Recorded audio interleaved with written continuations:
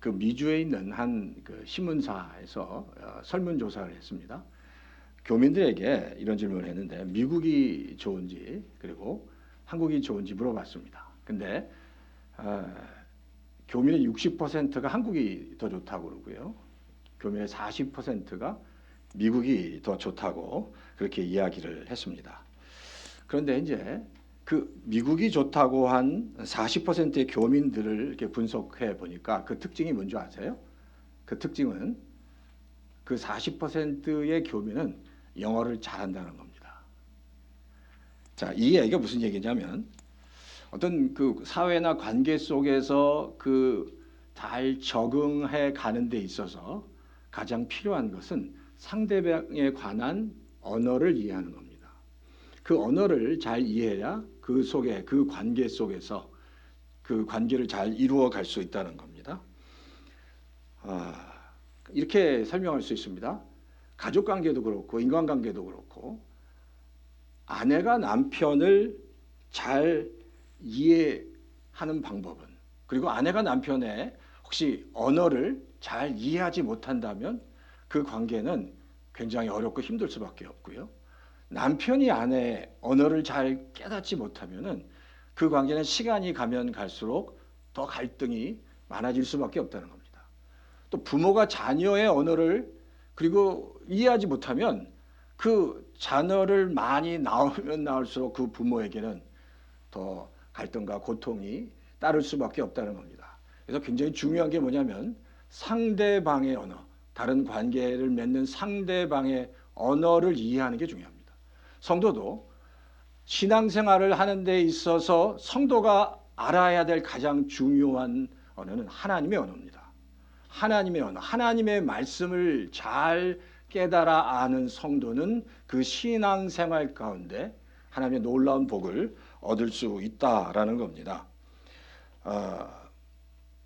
이스라엘 백성이 40년 동안 광야 생활을 하고 그리고 가나안 땅에 들어갔습니다. 그리고 그 과정 속에서 하나님과 교통하고 소통했습니다. 근데 하나님과 교통하고 소통할 때 가장 중요한 하나님의 언어가 무엇이었을까요? 이스라엘 백성이 하나님과 교통하고 소통하는데 사용했던 그리고 그 매개는 성막이었습니다. 그리고 성전이었다라는 겁니다. 그러니까 끊임없이 이스라엘 백성은 출애굽한 이후에 성막을 통해서 그리고 성전을 통해서 거기에 임재하시는 하나님과 교제하면서 하나님과 관계를 맺고 하나님과 더불어 동행하며 살았다는 거예요. 그것이 성도들에게 이스라엘 백성들에게 큰 축복이었다라는 겁니다. 그러니까 이스라엘 백성에 있어 가장 중요한 키포인트는 성막과 성전입니다. 우리가 잘 알듯이 성경의 역사가 바로 이 성막의 역사 그리고 이 성전의 역사라고 해도 과언이 아닙니다. 자, 그 성막과 성전의 그 이야기를 좀 나누면 이렇게 얘기할 수 있습니다. 자, 이스라엘 백성이 광야 40년 동안 있을 때 성막을 통해서 하나님께 역사했고요. 같이 경험했고 그리고 가나안 땅에 들어와서는 하나님께서 솔로몬을 통해서 솔로몬 성전을 지었습니다. 그래서 수백 년 동안 그 성전을 통해서 하나님과 교제하고 그리고 하나님과 교통했습니다. 하나님의 음성을 들었습니다. 그리고 솔로몬 성전이 파괴된 후에 어떤 성전이 또 있었죠? 그 이후에 스룹바벨이라는 성전이 있었습니다. 그는 포로에서 귀환한 성도들이 새롭게 지었던 성전이 스룹바벨 성전입니다. 그리고 그 다음에 스룹바벨 성전을 개축해서 지었던 헤롯 성전이라는 게 있는데 잘 들어보셨죠? 헤롯 성전은 예수님 당시에 있었던 성전입니다. 그러니까 그 이스라엘의 역사는 성막과 성전의 역사라는 겁니다. 40년 동안 성막이 있었고 솔로몬 성전이 지어지기 전까지 약 400여 년 동안 성막은 가나안 땅에 있었습니다. 그리고 솔로몬 성전이 있었고 그 후에 스룹바벨 성전이 있었고 그걸 개축해서 예수님 당시까지 헤롯 성전이 있었습니다. 이게 바로 이제 이스라엘의 성막과 성전의 역사라는 겁니다. 근데 오늘 우리가 지금 성막과 성전에 대해서 참 같이 좀 말씀을 나누려고 합니다. 그 중에 솔로몬 성전과 스룹바벨 성전을 중심으로 도대체 그 안에 숨겨진 어떤 영적인 비밀, 언약궤의 관점에서 볼 수 있는 영적인 비밀이 무엇인지를 좀 같이 살펴보려고 합니다. 그러니까 이 성전 안에는 하나님의 놀라운 섭리와 비밀이 있는데 특히 성막과 성전의 가장 핵심이 뭘까요? 성막과 성전의 가장 핵심은 지성소에 있는 언약궤입니다. 언약궤. 그러니까 그 언약궤의 관점에서 또 한번 성막과 성전을 우리가 좀 이렇게 바라보고 생각해보고 묵상해 볼 필요가 있다는 겁니다. 자, 그러면 우리가 솔로몬 성전 이제 가나안 땅에 들어와서 다윗이 모든 무슨 뭐 주의어를 다 준비해서 솔로몬 성전을 완성합니다.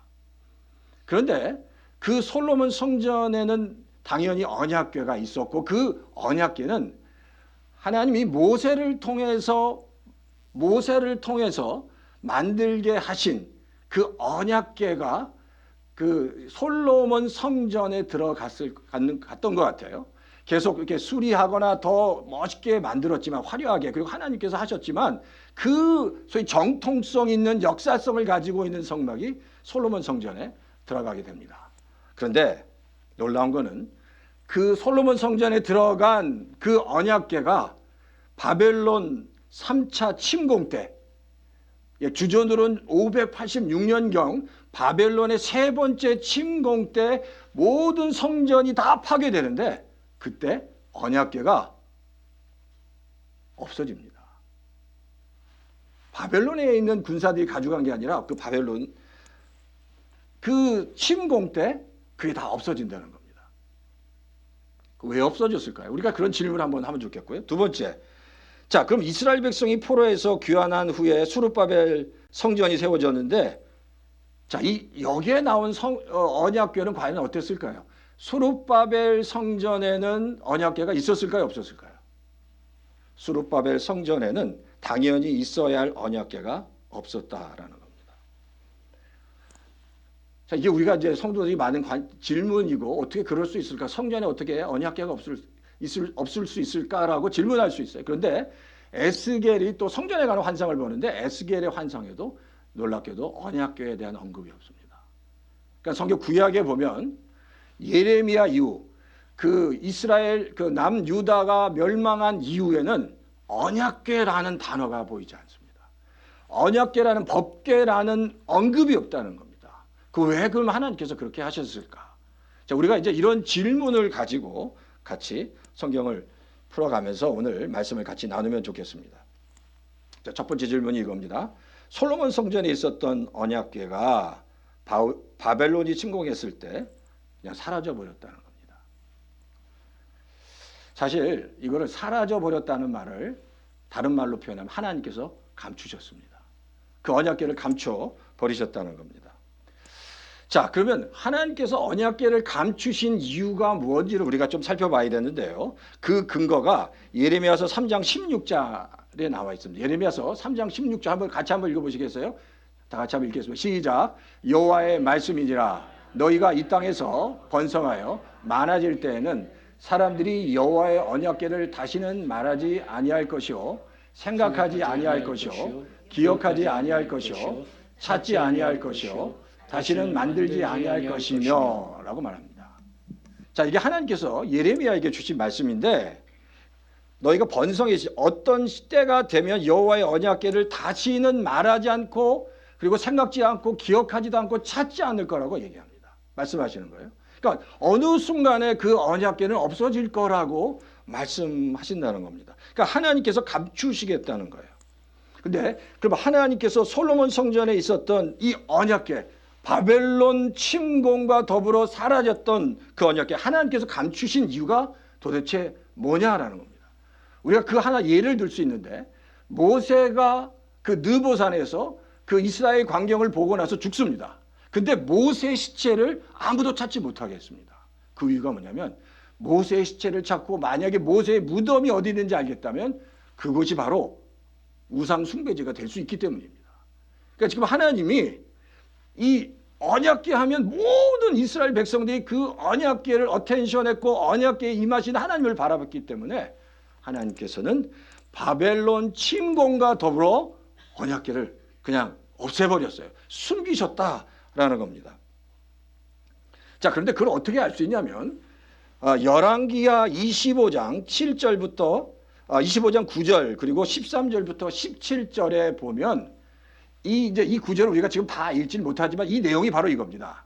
바벨론이 3차 침공을 받고 성전이 다 파괴가 됩니다.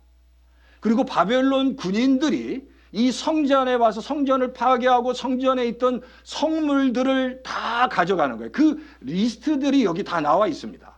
그래서 자 14절만 봐도 가마들과 부삽들과 부집개들과 뭐 숟가락들과 뭐 그릇들과 또 기둥들과 이런 모든 리스트들이 나오는데 이 리스트 중에 뭐가 없을까요? 언약궤가 없다는 거예요. 만약에 그 바벨론 군인들이 예루살렘에 와서 성전을 파괴하고 그 성전에 있던 성물을 다 가져갔을 때 만약에 언약궤가 있었으면 안 가져갈 수가 없습니다. 왜? 언약궤는 순금으로 제작됐기 때문입니다. 근데 리스트에 보면 언약궤가 없는 거예요. 그러니까. 왜 없었을까요? 하나님께서 감추셨다라는 겁니다. 그 언약궤가 만약에 사람의 손에 들어갈 때 큰 우상이 될 수 있기 때문이다라는 겁니다. 사실 이스라엘 백성들은 세월이 흐를수록 하나님이 명령하여 만드신 그 성물들을 잠깐만 우상화하는 그런 죄를 범하게 됩니다. 사실 이 언약궤는 사실 그거잖아요. 언약궤 그 실체는 그 애굽에서 출애굽한 이스라엘 백성들이 하나님을 기억한 자신들을 구원한 하나님을 기억하고 자기의 자기를 자유케 하신 종에서 자유케 하신 하나님, 자기의 적으로부터 자기를 지키신 하나님을 기억하기 위해서 그 언약궤가 있었다는 겁니다. 그러니까 이스라엘 백성들에게는 너무나도 정말 소중한 언약궤였다는 거예요. 그게 바로 언약궤의 실체입니다. 그런데 그것이 가나안 땅에 들어간 다음에 갈수록 성전과 특히 언약궤는 이스라엘 백성들이 그것을 우상시하고 그것을 참담하게 사용했다는 거예요. 사람들이 다 그런 것 같아요. 그런데 언약궤를 다루었던 이스라엘 백성을 그 몇 가지 좀 제가 살펴보면 자, 그 언약궤를 그렇게 참담하게 다뤘던 우상시했던 몇 가지 첫 번째 사건은 사무엘상 4장에 나옵니다. 사무엘상 4장에 보면 이제 그 스토리는 바로 이렇습니다. 이스라엘과 블레셋이 전쟁을 합니다. 근데 먼저 이스라엘이 블레셋에게 져요. 한 4천 명 정도가 죽습니다. 그때 어떤 생각을 하냐면 그때 제사장이었던 홈리와 비나스가 이스라엘 백성들을 앞에 두고 우리에게는 뭐가 있어요? 언약궤가 있다. 이 언약궤를 가지고 다시 전쟁에 나가면 우리가 승리할 수 있다라고 선언을 하는 거예요. 그리고 진짜 언약궤를 가지고 전쟁에 나갈 때 이스라엘 백성들이 너무 감격해서 이제 우리가 정말 그 전에는 엄청나게 패했지만 이제 우리가 승리할 수 있을 거라고 생각하고 전쟁을 했는데 그 전쟁에 크게 대패하고 맙니다. 그리고 어떤 일이 벌어지죠? 그 언약궤가 블레셋 사람들의 손에 넘어가요. 있을 수 없는 일입니다. 어떻게 그 언약궤가 하나님의 언약궤가 하나님의 임재하시는 언약궤가 이방 사람들의 손에 넘어갈 수 있냐라는 거예요. 근데 하나님이 막으셨으면 안 넘어갔을 텐데 허용하세요. 인간이 얼마나 악한지 보기 원하셨다는 거예요. 사람들이 그렇게 언약궤를 자기의 좋도록 사용하는 그런 죄를 범하기 시작합니다. 그리고 사실 그 언약궤와 성막과 언약궤가 솔로몬 성전이 세워지기 전까지 이스라엘의 많은 곳들을 이렇게 전전하면서 정말 그 하나님께서 그 언약궤를 통해서 정말 많은 모욕을 당하셨습니다. 특히 사사시대 때 언약궤와 바로 성막은 정말 존재도 없었어요. 그런데 솔로몬 성전이 세워지면서 성경에 보니까 솔로몬 성전에 그동안 이 성막에 있었던 언약궤가 솔로몬 성전에 들어가게 됩니다. 근데 그때 솔로몬 성전에 들어갔던 언약궤가 어떤 모습이었는지 한번 좀 보면 좋겠습니다. 그 말씀이 역대하 5장 7절과 10절에 있습니다. 자, 역대하 5장 7절과 10절인데 자, 한번 제가 7절 한번 읽어보겠습니다. 제사장들이 여호와의 언약궤를 그 처소에 메어 들였으니 곧 본전 지성소 그룹들의 날개 아래라. 10절 한번 다 같이 읽어보시겠어요? 시작. 궤 안에는 두 돌판 외에 아무것도 없으니 이것은 이스라엘 자손이 애굽에서 나온 후 여호와께서 그들과 언약을 세우실 때 모세가 호렙에서 그 안에 넣은 것이더라. 자, 여기서 10절에 궤 안에는 두 돌판 외에 아무것도 없다라고 얘기합니다. 약 450년 동안 이스라엘 여러 곳을 전전했던 성막과 언약궤에서 그 언약궤가 예루살렘 성전으로 들어가는데 그 언약궤 궤 안에는 두 돌판 외에 없다. 여기서 뭘 알 수 있죠? 늘 언약궤와 함께 했던 세 가지가 있습니다. 그게 뭐죠? 두 돌판과 아론의 쌍난 지팡이와 그리고 뭐죠? 만나를 담은 항아리가 같이 있었어요. 근데 여기에는 두 돌판밖에 없는 거예요. 어디로 갔는지 모르는 거예요. 말도 안 되는 일입니다. 어떻게 언약궤와 같이 있었던 하나님이 그렇게 소중하게 여겨야 했던 없어진 거야. 그러니까 그 아론의 쌍난 지팡이가 어디 갔는지 또 그 만나를 담은 항아리는 어디 갔는지. 자, 그런데 이스라엘 백성이 하나님의 성막과 언약궤를 어떻게 다뤘는지 그 절정이 예레미야의 그 성전 직전에 성전이 파괴하기 직전에 하나님이 그 이스라엘 그리고 그 성전의 그 모습을 환상으로 보여주신데 거기에 나타납니다. 이스라엘 백성이 정말 하나님의 성전을 어떻게 다루었는지 어떻게 생각했는지 그 모습을 에스겔 선지자를 통해서 환상을 통해서 보게 하신다는 거예요. 그게 바로 에스겔 그 8장 14절부터 16절입니다. 자, 8장 14절에 보면 자, 지금 하나님이 지금 에스겔을 이끌고 그 영으로 예루살렘 그 성전을 보여주시는데 14절에 이렇게 기록하고 있어요. 그가 또 나를 데리고 여호와의 전으로 들어가는 북문에 이르기로 보니 거기에 여인들이 앉아 단무스를 위하여 애곡했다. 이 단무스가 누군지 아세요? 바벨론의 신입니다. 지금 성전에서 여인들이 북문에 있는 곳에서 단무스를 숭배하고 있다는 겁니다. 뿐만 아니라 16절에 보면 또 보여주시는 거예요. 그가 또 나를 데리고 여호와의 성전 안뜰에 들어가시니 보라 여호와의 성전 뭇 그 현관과 제단 사이에 약 25명이 여호와의 성전을 등지고 낯을 동쪽으로 향하여 동쪽 태양에게 예배하더라. 여호와의 성전에서 25명이나 된 사람이 성전을 등지고 태양을 숭배한 겁니다. 이게 어디서 벌어진 거예요? 예루살렘 성전에서 벌어진 거예요. 이게 성전이 파괴되기 직전에 이스라엘 백성들 성전에서 일어난 일들입니다. 그러니까 그 당시 예루살렘 성전은 우상숭배의 극에 달한 겁니다. 그러니까 하나님께서 그 성전을 다 헐어버리신 겁니다. 더 이상 그냥 둘 수가 없었습니다. 그리고 그 언약궤를 하나님께서 감추셨다라는 겁니다. 그러니까 사실 그 성전에는 더 이상 거룩함도 없고 하나님의 임재도 없는 껍데기만 남아있다는 거예요. 거룩함도 임재도 없고 그냥 껍데기만 바로 그 성전에 남아있었다는 겁니다. 한번 이런 생각 한번 안 해보셨어요? 우리가 성경 읽을 때 어떻게 하나님의 성전이 철저하게 이방 그 바벨론 이방 군인들에게 다 허물어지고 거기에 있는 성물들이 다 빼앗겨 가는데 왜 하나님이 그걸 가만히 두고 보셨을까? 왜 아무 일도 일어나지 않았을까? 우리가 레위기에 보면 우리 잘 아는 이야기가 나옵니다. 그 아론의 아들 나답과 아비후가 예배를 이제 제사를 드리는데 어떤 실수를 해서 그 제사 드릴 때 드리는 불이 꺼졌어요. 근데 그게 꺼지니까 꺼지면 안 되는데 어쨌든 꺼졌어. 그러니까 다른 불로 제사를 드리다가 어떤 일이 벌어지죠? 거기서 불이 나와서 죽어버려요. 그러니까. 아니 그 엄중한 성전에서 어떻게 이방 사람들이 다 부셔버리고 그리고 성물들을 다 그냥 가져가는데 아무 일도 일어나지 않아요. 왜? 왜 그랬을까요? 그 성전은 더 이상 하나님의 영광도 없고 임재도 없었기 때문에 아무 일도 일어나지 않았다는 겁니다.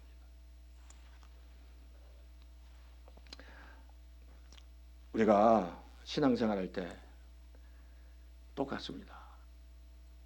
오랫동안 신앙생활하던 뭐 장로님이든 권사님이든 우리가 항상 깨어 있어야 되는 것은 내가 몇 년 동안 신앙생활을 했든지, 내가 장로든지 권사든지 목사든지, 가장 중요한 건 그런 겉모습 껍데기는 중요하지 않습니다. 하나님 앞에서 항상 늘 하나님의 생명으로 내가 충만하게 채워져야 되고, 하나님의 은혜로 하나님 앞에 설 때는 우리 하나님 앞에 보여드릴 건 그거밖에 없어요.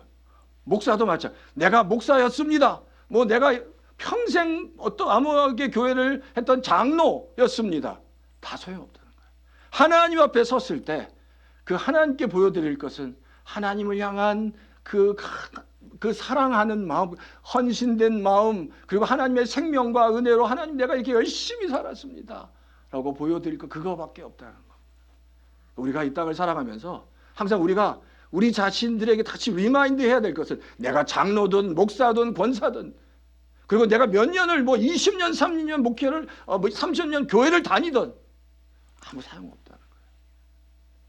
내가 하나님 앞에서 얼마나 지금 하나님을 위해서 말씀대로 살아가고 있는지 하나님께서는 그걸 보신다는 겁니다.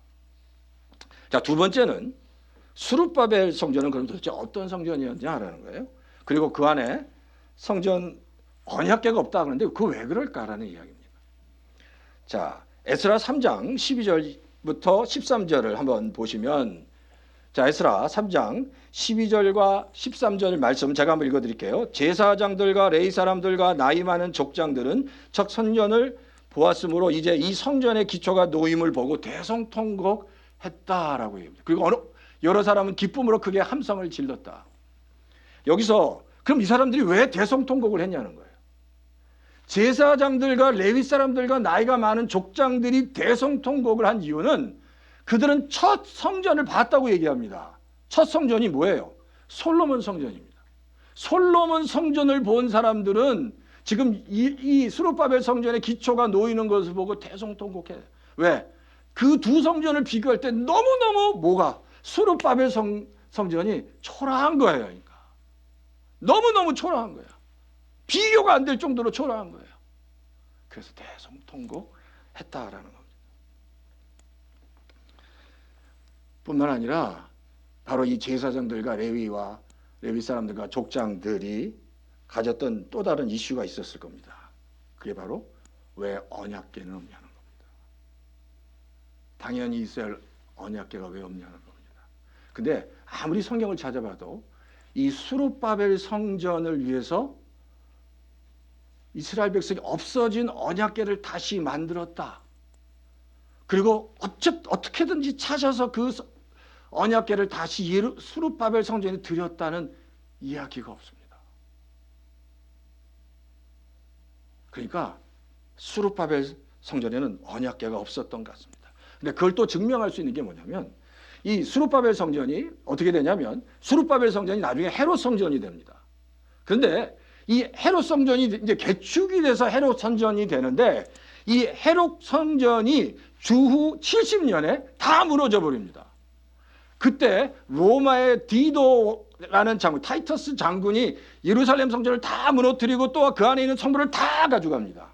그리고 그 디도 장군이 가져간 성물들이 로마의 개선문에 그 그림들이 다 거기 그려져 있어요. 지금도 가면 그게 있습니다. 그런데 예루살렘 성전에서, 그 헤롯 성전에서 가져간 전리품들, 성전에서 가져간 성물, 그 전리품들을 다 그렸는데 거기에 뭐가 없을까요? 언약궤가 없어요. 거기에 메노라라고 하는 촛대도 있고 그릇도 있고 다 있는데 거기에 언약궤가 없다는 거예요.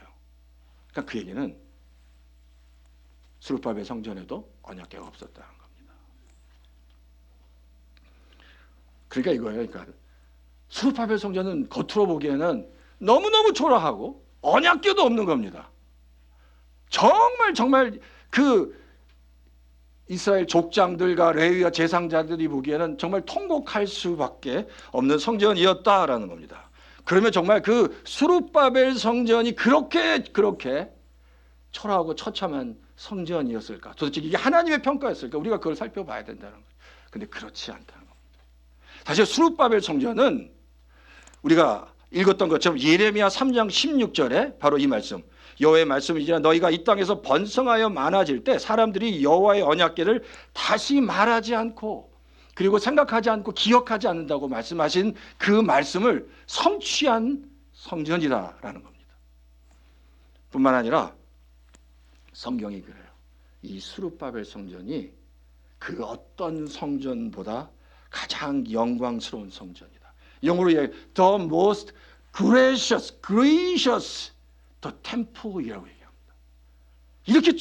이렇게 정말 처참할 정도로 그리고 언약궤도 없는 성전을 그렇게 표현하고 있다는 거예요. 학계 2장에 보면 자 한번 학계 2장 7절 9절 말씀 한번 보세요. 이게 지금 이 학계가 성전을 지면서 학계가 지금 이 성전을 통해서 하나님께 주신 말씀을 지금 고백하는 거예요. 7절에 보면 자 또한 모든 나라를 진독시킬 것이며 모든 나라의 보배가 이르리니 내가 이 성전의 영광이 충만하게 하리라. 만군의 여호와의 말이다.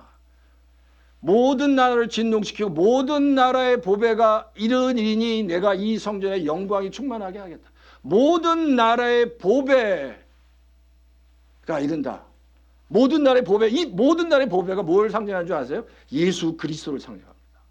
그러니까 수르바벨 성전에는 그 사람이 만들었던 언약궤 그림, 저희 율법의 그림자라고 언약궤는 없지만 언약궤, 참된 언약궤 되시는 예수님이, 예수의 영이 바로 그 성전에 임하셨다는 거, 임하신다는 겁니다. 그러면서 그것으로 인해서 성전이 그 영광이 충만해졌다라고 고백합니다. 자, 9절 말씀 보세요. 9절에 보면 이 성전의 나중 영광이 이전 영광보다 크리라. 만군의 여호와의 말씀이니라. 하나님께서 말. 그런데 그렇게 초라하고 언약궤도 없는 성전이 하나님이 이 성전의 나중 영광이 이전 영광보다 크리라. 하나님이 함께 하시니. 왜 그럴까요? 사람이 만든 언약궤가 아니라 언약궤, 참된 언약궤에 되시는 예수 그리스도가 그 성전에 있었다는 겁니다. 영이 그 성전에 임하셨다. 세상 사람들은 누구나 다 화려한 걸 좋아합니다. 그러니까 교회도 그런 것 같아요. 화려한 교회. 굉장히 또 뭐 성도도 굉장히 많고 팬시하고 그런 교회가 그 화려함에 압도돼서 여기에는 정말 하나님의 영광이 충만하구나라고 생각합니다. 뭐 그럴 수도 있죠. 근데 우리가 착각하면 안 되는 게 그런 화려함 가운데 하나님은 늘 역사하신다는 게 아닙니다. 더 중요한 것은 그 하나님 앞에 어떤 모습으로 있든지 진실함으로 그리고 그 하나님의 영광과 은혜를 누리는 성도가 있는지가 더 중요합니다. 세상 사람들은 화려한 건물과 수많은 성도들이 있다면 그것이 정말 그것에 하나님의 큰 영광이 임한다고 생각하지만 그건 철저히 사람들의 생각이라는 겁니다. 한 사람 있든 10사람 있든 20명 있든 아니면 1000명, 2000명이 있든 하나님이 성도 한 사람 한 사람을 볼 때는 다 똑같습니다. 뭐 2000명, 3000명, 5000명 되는 목회자가 섰을 때 네가 5000명 성도가 있는 교회였기 때문에 정말 수고했다라고 말씀하실까요? 정말 조그마한 교회에서 늘 정말 애쓰고 수고하는 목사님, 야 너는 참 조그마한 교회를 사역했으니 뭐 했니? 여태껏 뭐 했니? 그렇게 말씀하시겠냐는 거예요. 성도가 하나님 앞에 섰을 때는 그런 화려함이 아니라 한 명 한 명, 하나님 앞에서 한 명 한 명으로 하나님 앞에서 드려진 한 명 한 명으로 세워지고 하나님께서는 그걸 평가하시고 세상 사람들이 보기에 화려함이 아니라 하나님께서 보신 그 영혼, 그 속에 있는 진정한 하나님을 향한 마음과 사랑을 보신다.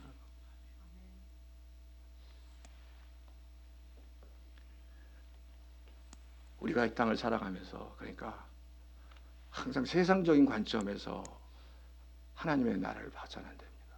그리고 나를 봐서도 내가 정말 하나님 앞에서 지금 온전하게 서 있는지 내 안에 정말 어떤 어려움 가운데서도 질병 가운데서도 내가 하나님으로 은혜로 인해서 하나님의 생명으로 충만해져 있는지, 내가 하나님의 나라를 위해서 또 교회를 위해서 얼마나 정말 진심으로 세우기를 원하는지, 그런 정말 하나님을 사랑하는 간절한 마음이 내가 얼마나 채워져 있느냐가 중요하다. 하나님 바로 그걸 보신다는 겁니다. 교회가 크건 작건 간에, 숫자가 많건 적건 간에 하나님 앞에서 그런 모습으로 하나님은 우리를 보실 거고, 우리는 그 하나님의 관점을 잘 알아야 된다는 겁니다.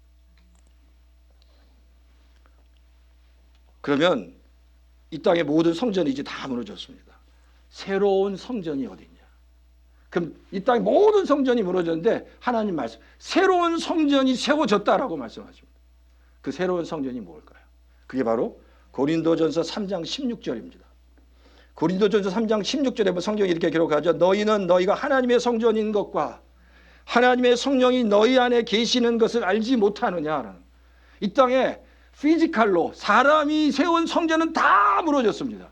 근데 하나님이 새로운 성전, 하나님의 자녀들마다 내가 너희를 나의 성전으로 삼겠다고 말씀하시고, 그 성도들마다 하나님의 성령을 부어주시겠다고 말씀하셨습니다. 그러니까 이 땅에 이제 하나님의 새로운 성전들이 있는 거예요. 그 성전들이 모여서 같이 교회가 되고, 그 교회가 숫자와 상관없이 하나님의 나라를 위해서 하나님께 영광 돌리며 신앙생활을 하며 살아가는 것, 믿음생활 살아갈 때 하나님께서 그것을 기쁘게 보신다는 겁니다.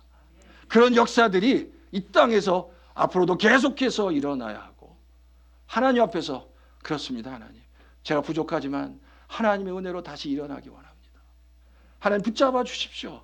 우리 교회를 붙잡아, 우리 오렌지 카운티 아름다운 교회를 붙잡아 주시고, 우리 오렌지 카운티 영담교회를 붙잡아 주십시오. 내가 최선을 다해 섬기겠습니다. 겉모습이 아니라 정말 하나님을 사랑하는 마음으로 무슨 일인지 내가 잘 감당하겠습니다. 그 모습으로 하나님께 나갈 때 그 성도가 복된 성도고, 그 교회가 복된 교회가 될 줄 믿습니다. 그 일들이 이 땅에 있는 모든 교회를 통해서 사람이 아니라 하나님이 드러나고 하나님의 영광이 드러나는 놀라운 역사가 있기를 주의 이름으로 축원합니다.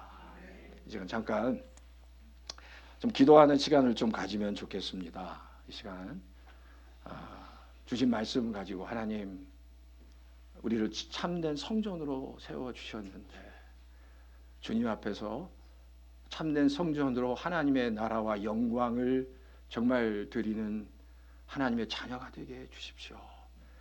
저는 정말 약하지만 성령 하나님께서 다시 나를 붙잡아 주시고, 내가 가장 연약할 때 나를 다시 붙잡아 주시고, 다시 나를 세워주셔서 하나님의 나라를 세우고 하나님의 교회를 세우는 성도가 되게 해주십시오. 하나님 나를 붙잡아 주십시오. 한번 이 시간 하나님께 결단하며 하나님께 나가는 한번 기도, 다 같이 한번 통성으로 기도하기 원합니다. 다 같이 기도하겠습니다.